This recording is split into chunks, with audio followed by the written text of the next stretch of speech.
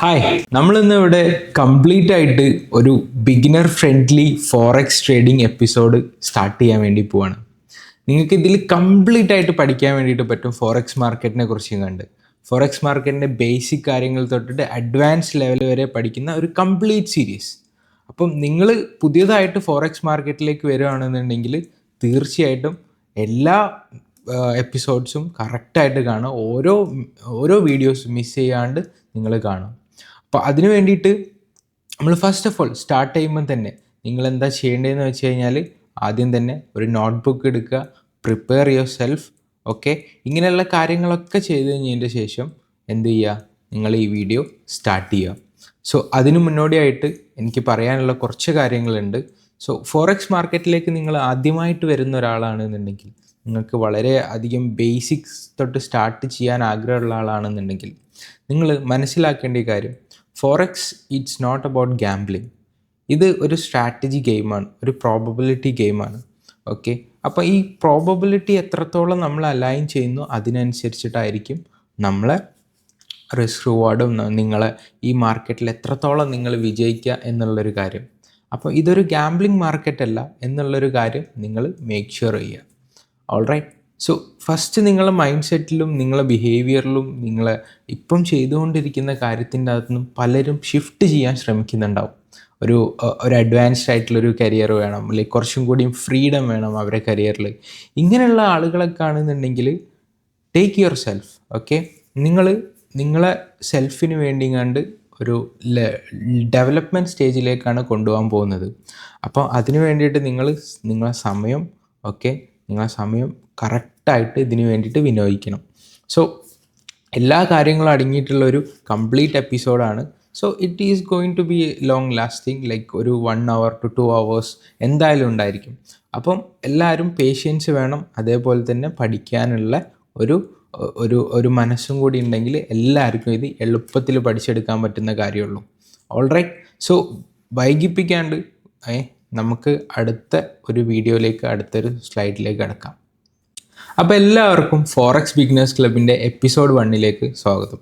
നമ്മൾ ഇന്ന് ഇവിടെ ഡിസ്കസ് ചെയ്യാൻ പോകുന്നത് ഫോറക്സ് മാർക്കറ്റിൻ്റെ പല ബേസിക് ആയിട്ടുള്ള കാര്യങ്ങളെ കുറിച്ചിട്ടാണ്. So welcome to forex beginners club. Trading is not about gambling, it's a skill. People overreact, underreact and panic. ഇതെല്ലാം മാർക്കറ്റിൽ സംഭവിക്കുന്ന ഒരു കാര്യമാണ്. ഫോറക്സ് മാർക്കറ്റിനെ ഒരു ഗാംബ്ലിംഗ് ആയിട്ട് നിങ്ങൾ ഓവർ എസ്റ്റിമേറ്റ് ചെയ്യുക, അല്ലെങ്കിൽ നിങ്ങൾ അണ്ടർ എസ്റ്റിമേറ്റ് ചെയ്യുക, ഇങ്ങനെയുള്ള കാര്യങ്ങളൊക്കെ ചെയ്യാണ്ടിരിക്കുക.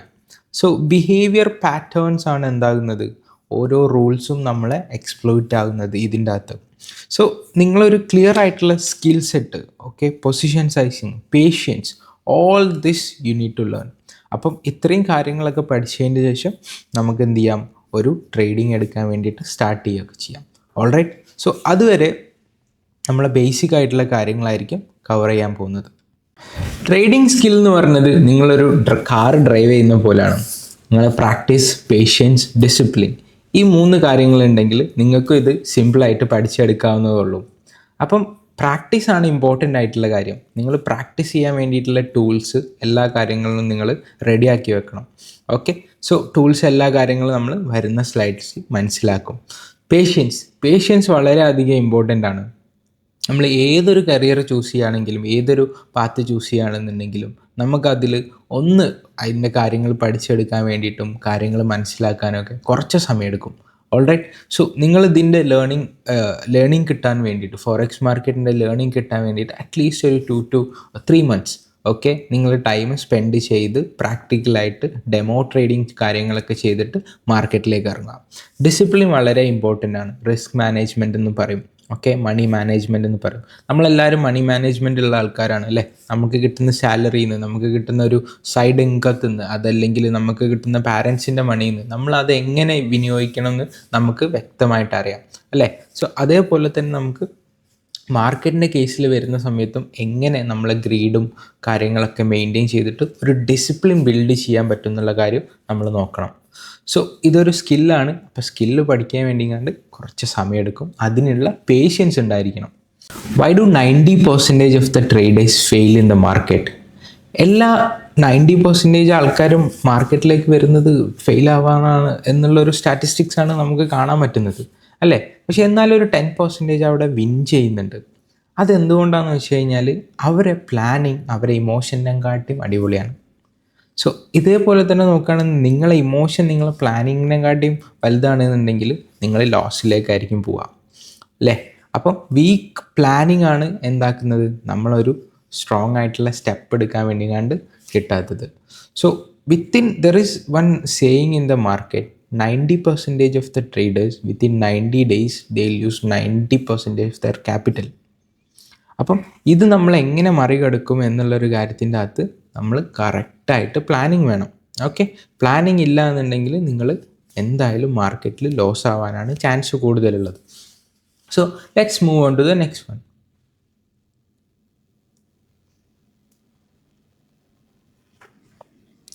സോ ഞാൻ നേരത്തെ പറഞ്ഞ പോലെ തന്നെ 90% ആൾക്കാർ ലൂസ് ആവുകയാണെന്നുണ്ടെങ്കിൽ എന്തുകൊണ്ടാണ് 10% ഓഫ് ദ ആൾക്കാർ വിൻ ആവുന്നത് മാർക്കറ്റിൽ?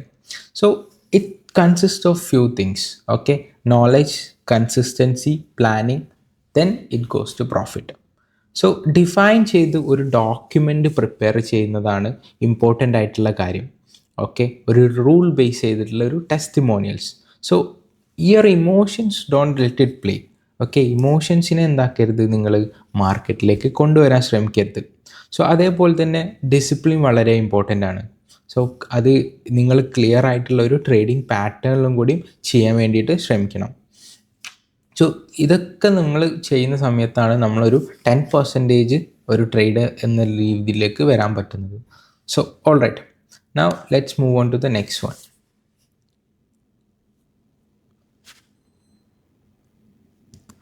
The power of 1% growth. Small daily wins compound to big. Tiny steps build strong results. Okay, so ചെറിയ രീതിയിൽ നിങ്ങൾ സ്റ്റാർട്ട് ചെയ്യുക. ഫോറക്സ് മാർക്കറ്റിൽ നിങ്ങൾക്കറിയാം ഡോളേഴ്സിലാണ് കാര്യങ്ങളൊക്കെ വരുന്നത്, ഡോളേഴ്സിൽ. അപ്പോൾ നമ്മൾ ഓരോ പൊസിഷൻസ് എടുക്കുന്ന സമയത്തും ചെറിയ ചെറിയ ലോട്ട് സൈസ് യൂസ് ചെയ്യുക അല്ലേ. അതുപോലുള്ള കാര്യങ്ങളൊക്കെ യൂസ് ചെയ്തുകൊണ്ട് നിങ്ങൾ മാർക്കറ്റിലേക്ക് ഇറങ്ങുക. പൊസിഷൻ സൈസിങ് ആണ് വളരെ ഇമ്പോർട്ടൻ്റ് ആയിട്ടുള്ളൊരു ഫാക്ടർ എന്ന് പറയുന്നത് ഇതിൽ. Now trading as A business, ഒരുപാട് പേര് ചോദിക്കുന്നൊരു ചോദ്യമാണ് ട്രേഡിംഗ് ആസ് എ ബിസിനസ്. എന്തുകൊണ്ട് ട്രേഡിംഗ് ആസ് എ ബിസിനസ് നിങ്ങൾക്ക് സ്റ്റാർട്ട് ചെയ്യാം? സപ്പോസ് നിങ്ങൾക്കൊരു ബിസിനസ് തുടങ്ങാൻ വേണ്ടി കണ്ട് ഭയങ്കര രീതിയിലൊരു ക്യാപിറ്റൽ ആവശ്യമാണ് ഏതൊരു ബിസിനസ് ആണെന്നുണ്ടെങ്കിലും. ബട്ട് ആ ബിസിനസ്സിൻ്റെ ഒരു സക്സസ് റേഷ്യോ എന്ന് പറയുകയാണെന്നുണ്ടെങ്കിൽ നമുക്കറിയാം ഒരു 10% to 5% എന്നുള്ള രീതിയിലാണ് ഏതൊരു ബിസിനസ് തുടങ്ങി കഴിഞ്ഞാലും. ഓക്കെ, നമുക്ക് ഒരു ബിസിനസ് തുടങ്ങുകയാണെന്നുണ്ടെങ്കിൽ ക്യാപിറ്റൽ വേണം, ഇൻവെൻട്രി വേണം, റിസ്ക് ഉണ്ട്, കോസ്റ്റ് ഉണ്ട്, ക്രെഡിറ്റ് കൊടുക്കണം, ഇങ്ങനെയുള്ള പല കാര്യങ്ങളുണ്ട്. അപ്പോൾ ട്രേഡിങ്ങിലേക്ക് വരുന്ന സമയത്ത് നിങ്ങൾക്ക് ഇതിൻ്റെ ഒന്നും ഒരു ആവശ്യമില്ല. നിങ്ങൾക്ക് ആകെ ആവശ്യമുള്ളത് ഒരു ലാപ്ടോപ്പും ഒരു ഇൻ്റർനെറ്റ് കണക്ഷനും ഉണ്ട്, അതേപോലെ തന്നെ ഒരു ബ്രോക്കർ സഹായമാണ് ആവശ്യമുള്ളത്, പിന്നെ നിങ്ങളെ ക്യാപിറ്റലും. സോ ഇതെല്ലാം ഉണ്ടെങ്കിൽ നിങ്ങൾക്ക് ലൊക്കേഷൻ ഫ്രീഡത്തിലും അതേപോലെ തന്നെ ടൈം ഫ്രീഡത്തിലും നിങ്ങൾക്ക് ട്രേഡിംഗ് എന്ന് പറഞ്ഞിട്ടുള്ള ഒരു ബിസിനസ് സ്റ്റാർട്ട് ചെയ്യാൻ വേണ്ടിയിട്ട് പറ്റും. ഓൾറൈറ്റ്.